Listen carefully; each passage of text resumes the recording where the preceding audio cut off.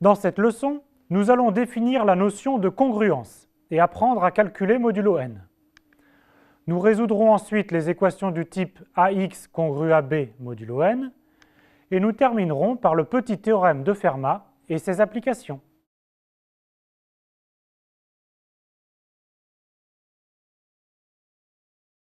Fixons un entier n plus grand que 2 et deux entiers a et b. On dit que a est congru à b modulo n si n divise b moins a.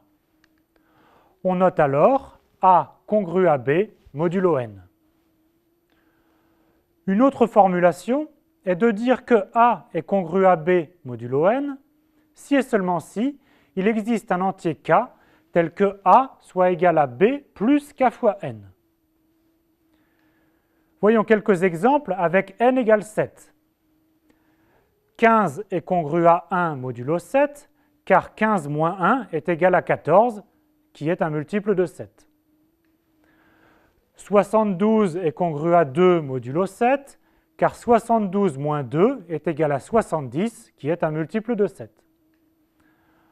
Enfin, 3 est congru à moins 11 modulo 7, car 3 moins 11 est égal à 14.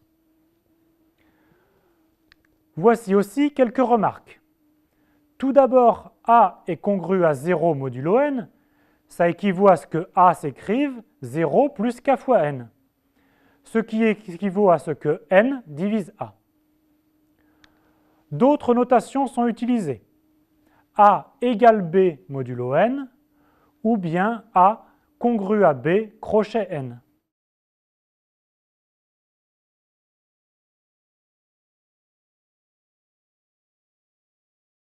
La division euclidienne permet de trouver un bon représentant de a modulo n. En effet, si a est égal à b fois n plus r, alors a est congru à r modulo n. Et l'on sait que le reste est un entier positif strictement inférieur à n. Tout entier a est donc congru à un entier compris entre 0 et n-1. Enfin, la relation congru modulo n vérifie les trois points suivants qui en font une relation d'équivalence. 1. A est congru à a modulo n. 2. Si a est congru à b modulo n, alors b est congru à a modulo n. Et 3. Si a est congru à b modulo n et b congru à c modulo n, alors a est congru à c modulo n.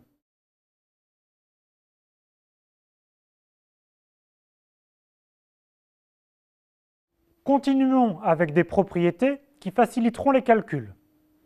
On part de deux entiers a et b, avec a congru à b modulo n, et deux entiers c et d, avec c congru à d modulo n. Alors, a plus c est congru à b plus d modulo n. A fois c est congru à b fois d modulo n. Et aussi, a puissance k est congru à b puissance k modulo n pour tout entier k. Cela nous permet par exemple d'affirmer que 5x plus 8 est congru à 3 modulo 5, quel que soit l'entier x. En effet, 8 est congru à 3 modulo 5, et 5 est congru à 0 modulo 5. Donc 5 fois x vaut aussi 0 modulo 5. Par addition, 5x plus 8 est congru à 3. Autre exemple, 11 est congru à 1 modulo 10. Donc, par le troisième point, 11 à n'importe quelle puissance est congru à 1 avec cette même puissance, donc est congru à 1 modulo 10.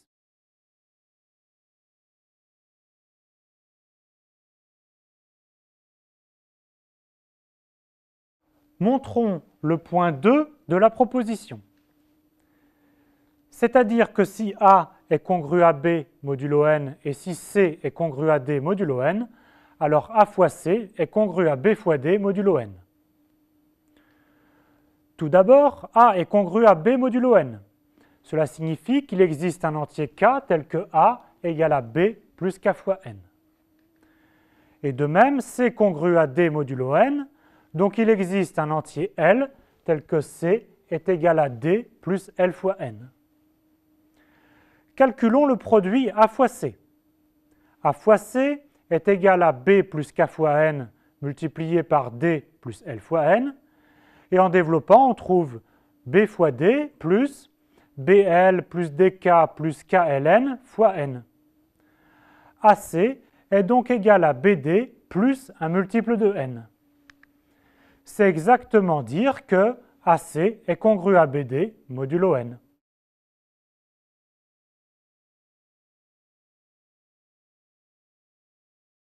Nous pouvons montrer le critère de divisibilité par 9 que vous connaissez depuis longtemps.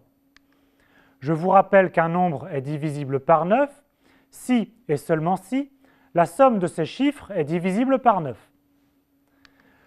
La divisibilité par 9 équivaut à ce que n soit congru à 0 modulo 9. Calculons les puissances de 10. 10 est congru à 1 modulo 9. 100 est aussi congru à 1 modulo 9, car par exemple, 100 moins 1 est égal à 99, qui est un multiple de 9. Un autre argument est de dire que 100, c'est 10 au carré, et que l'on vient de calculer 10 modulo 9, donc 100 est congru à 10 au carré modulo 9, donc 1 au carré, donc 1 modulo 9. Et ainsi de suite, 10 à la puissance i est toujours congru à 1 modulo 9.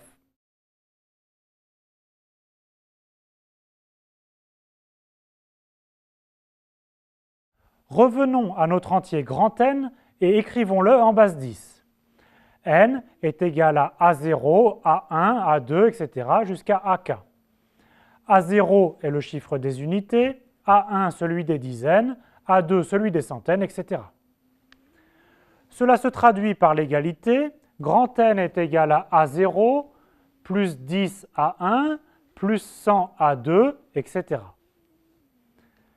Passons au calcul modulo 9. On réécrit n, et modulo 9, on trouve n est congru à A0, plus A1, plus A2, etc. Car chacun des 10 puissance i est congru à 1 modulo 9. Maintenant, on a bien n est congru à 0 modulo 9, si et seulement si la somme des chiffres vaut 0 modulo 9. Pour illustrer, montrons que n égale à 488 889 est divisible par 9. On décompose n avec des puissances de 10 et on réduit modulo 9. Seuls les chiffres restent. La somme vaut 45 et on recalcule la somme des chiffres de 45 qui vaut 9 et qui vaut aussi 0 modulo 9. Ainsi, ce grand N est bien un multiple de 9.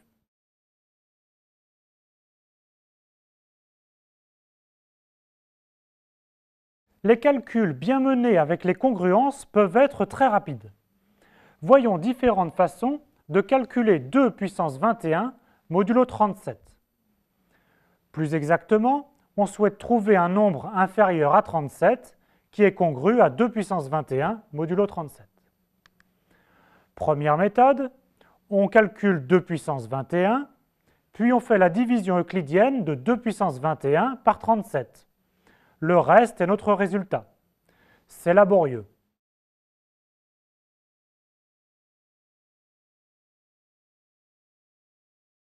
Deuxième méthode, on calcule successivement les 2 puissance k modulo 37. 2 à la puissance 1 est congru à 2 modulo 37. 2 au carré est congru à 4 modulo 37. 2 au cube est congru à 8 modulo 37. 2 puissance 4 est congru à 16. 2 puissance 5 à 32. Et 2 puissance 6 est congru à 64. Ensuite, on n'oublie pas d'utiliser les congruences.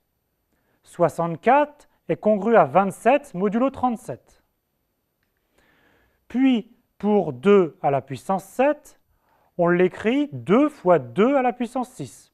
Et on utilise le résultat précédent. Donc 2 à la puissance 7, c'est 2 fois 2 à la puissance 6. c'est donc 2 fois 27, qui est égal à 54, et qui est donc congru à 17 modulo 37. Et ainsi de suite, en utilisant les calculs précédents à chaque étape. C'est assez efficace et on peut raffiner. Par exemple, on trouve 2 puissance 8 est congru à 34 modulo 37, mais donc aussi à moins 3 modulo 37. Et donc pour 2 puissance 9, c'est 2 fois 2 puissance 8. Il est donc congru à 2 fois moins 3, c'est-à-dire moins 6, ou autrement dit 31 modulo 37. C'est une méthode qui conduit assez rapidement au résultat.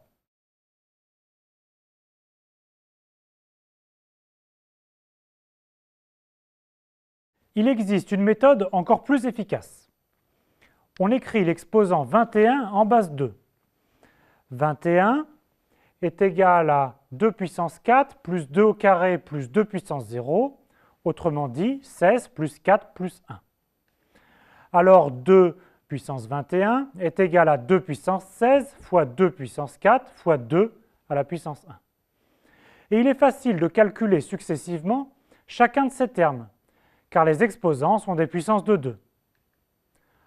En effet, 2 puissance 8 est congru à 2 puissance 4 au carré, donc 16 au carré, c'est-à-dire 256, et c'est donc congru à 34 modulo 37, ou autrement dit, moins 3. Cela permet de calculer 2 puissance 16. 2 puissance 16 est égal à 2 puissance 8 au carré, et donc est congru à moins 3 au carré, c'est-à-dire 9 modulo 37. Ainsi, 2 à la puissance 21, qui est égal à 2 puissance 16 fois 2 puissance 4 fois 2, est congru modulo 37 à 9 fois 16 fois 2, ce qui fait 288, ou autrement dit 29. Conclusion, 2 à la puissance 21 est congru à 29 modulo 37.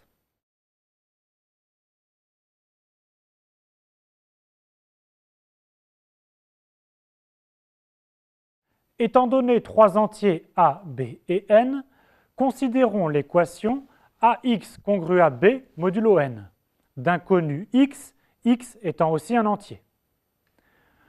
Voyons comment résoudre ces équations avec l'exemple 9x congru à 6 modulo 24. Trouver x tel que 9x congru à 6 modulo 24 est équivalent à trouver x et k tel que 9x est égal à 6 plus 24k.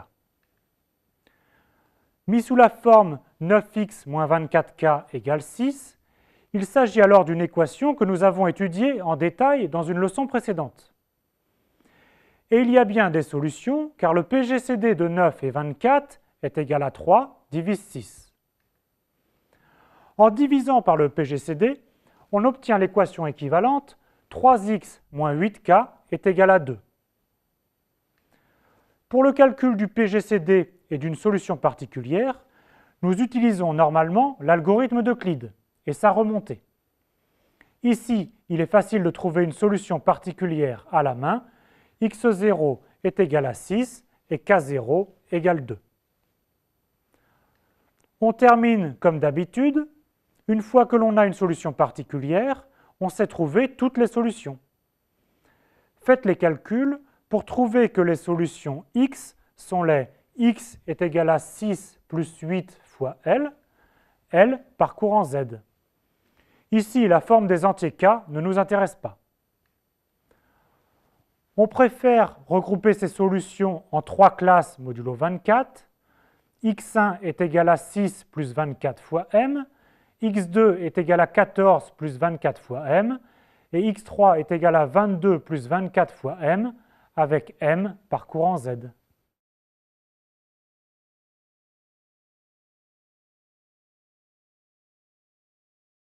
Nous énonçons le petit théorème de Fermat. Si P est un nombre premier et A appartient à Z, alors A à la puissance P est congru à A modulo P. Attention aux hypothèses. P est un nombre premier.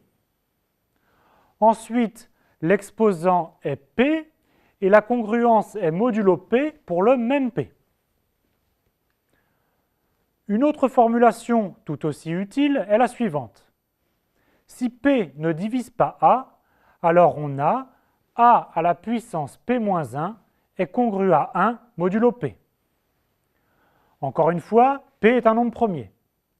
En plus, ici, P ne doit pas diviser A. On obtient le corollaire en divisant par A dans l'égalité du petit théorème de Fermat.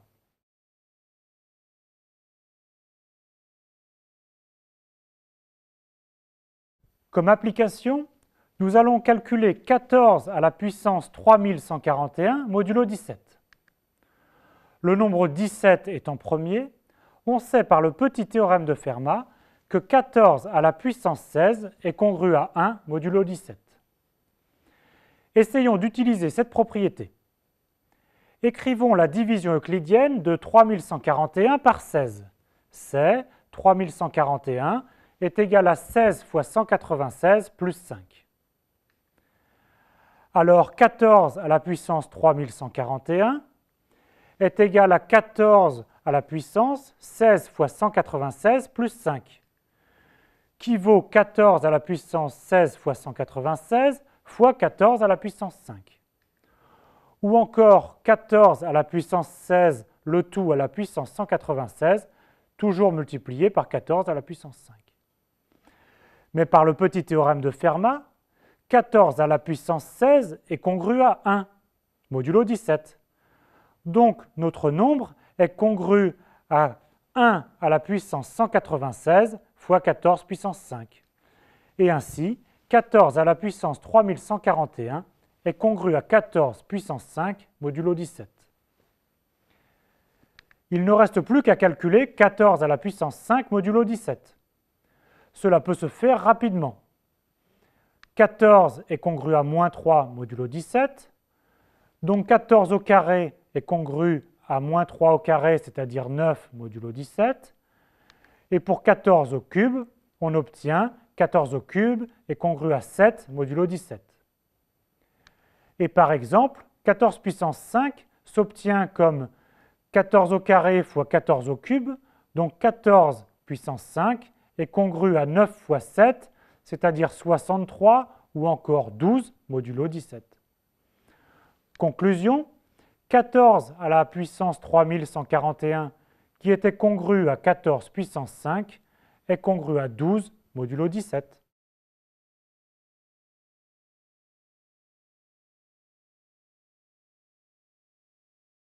Il vous reste maintenant à répondre au mini-exercice.